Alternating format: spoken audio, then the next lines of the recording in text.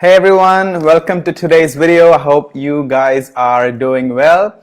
As always, good morning, good afternoon, and good evening wherever you are in the world. I hope everybody is taking care of yourself, safe and healthy.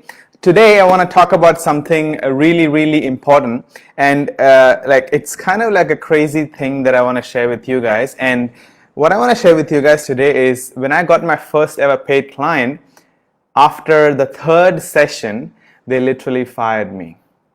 And here's what happened. It was actually a couple, a Spanish man and a French woman, and they wanted to actually increase sales in their business. So I did the first two coaching sessions, and things were okay, was going average, and I was not really sure what I was doing. Like you might have felt when you did your first ever coaching with your first ever client, right? So like after the third session, it was not really going anywhere. I didn't know what I was doing, and they didn't know what I was doing, and it was kind of crazy. So after that, they decided to discontinue the coaching with me, and they sent me an email saying that, Aki, we would like to stop the coaching with you because it is not giving us any results and it's not going anywhere. So I felt really disheartened, and I felt really sad at that time. And what I realized at that time was, I remember one of the conversations that I had during the second coaching session with my client. And this guy, the Spanish guy, he was actually a really straightforward guy. So I asked this question in one of the session, and I asked them, okay, great, so what would you like to achieve in today's session? So this was literally the coaching question that I asked them, and the reply that I got for that was, he was like, what do you mean? Why are you asking me what I want to work on? You're the coach, you are the person who knows what to do, so tell us what we should be working on to get the result that we want. And at that time, I didn't really understand what that meant, but later when they sent me this email saying that they want to discontinue the coaching, I actually realized one thing. You see, your clients actually hire you for one major reason, and that is to get results, right? They don't really care what type of coaching technique you use or what type of certification you have. The only thing they care about is the result, right? So I realized that it's kind of like think about it as if you're taking your client through a dense forest, and you know the forest really well, right? So like think about, there is a gold mine, a treasure which is there after you pass the forest. So it's like they don't know the path, how to navigate the path, but you already know it. So it's very similar to how we need to handle our coaching client and guide them on this journey of getting the result. So after all that, I did a lot of research, learned from so many other coaches, and I found out that there are 6 steps, like 6 different things that we need to use in our coaching. Like when you create this coaching package for each client, there are 6 steps that we need to include, which are unique in every different step to ensure that our clients get the result. And are you guys ready to know what these steps are? If you are, then let me know in the comments saying yes.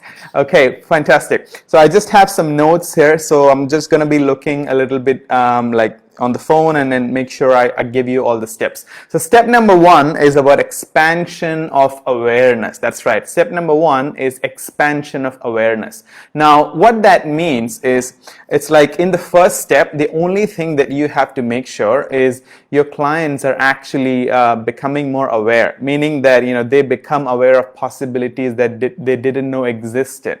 So for example, if you're coaching a student who was getting 9 out of 10 in his grade point average, like you create a breakthrough in which you let the student know that they can actually achieve 9.2, 9.3, 9.4. So it's to just create the shift in the mind, that awareness that helps your client know that yes, there's something else that I can do to improve my results. So that's step number 1, okay? So you need to figure out what are the kind of questions that you can ask your client in order to make sure that they become more aware. So step number 2 is about clarity on the outcome.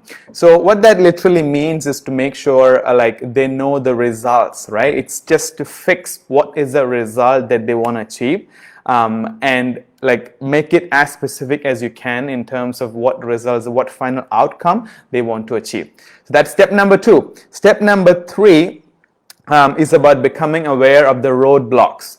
which is internal or external and external. So when I say roadblocks internal and external, what that actually means is like internal are the things that people actually feel like they don't really say it outside most of the time. So this thing is kind of hidden. So it's things like I'm not good enough, limiting beliefs, like I'm not good enough, I'm too young, I'm too old, my English is not good, or my communication skill is not good. So all the things, all the thoughts going on in their mind that is causing them to not take action, or causing them to procrastinate, or causing them to not feel confident.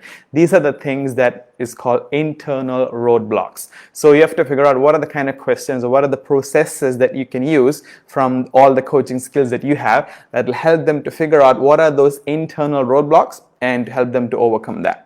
Next part, which is also in this step, is the external roadblocks. So these are things like, some people say, I can't do this because the economy is not good. I can't do this because my parents won't allow me. My wife doesn't allow me. My husband doesn't allow me. So there's so many things external things that stop people from taking action, stop people from actually moving forward in the direction of the result that they want.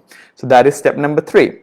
So step number 4 is about setting a new standard. So it's about making a new decision and arriving on a firm commitment. Okay, so here is where I am at the moment, and where do I want to go in the next 6 months? What is the result that I want to get in the next 6 months? And what are the standards that your client needs to live in order to get that, in order to achieve that standard? So that is the next step. So making your client, helping a client to take a firm commitment and arrive at a new standard. Okay. Step number 5 is about daily actionable steps. You see, one of the things that I've learned is in today's world, the biggest problem is not that information is not there. So 25 years ago, information was not easily available. But with today, information is like a flood. So the problem that we have today is there's an overload of information and not enough specific action.